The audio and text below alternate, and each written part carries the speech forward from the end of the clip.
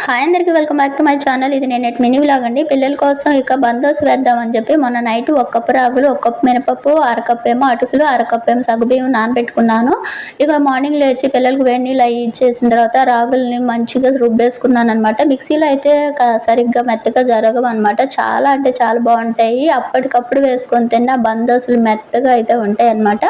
అదే పులిసిన పిండి అయితే ఇంకా హోల్స్ పడి పొల్లట్టు టైప్లో సూపర్ టేస్టీగా ఉంటాయి అనమాట. ఇక ఈరోజు మేము సుబ్రహ్మణ్యేశ్వర స్వామి గుడి దాకా అయితే వెళ్ళి రావాలి. ఎందుకంటే తెలిసిన వాళ్ళు నాగప్రతిష్ఠ, హోమము, పూజ అయితే ఉన్నాయి, రమ్మని చెప్పారు. ఈయనైతే పొద్దున్నే మా హస్బెండ్ ఉదయాన్నే అయితే వెళ్ళిపోయారు 8 కల్లా. మేము రెడీ అయిన తర్వాత ఫోన్ చేసాం, 11 అలా వెళ్ళాం మేము.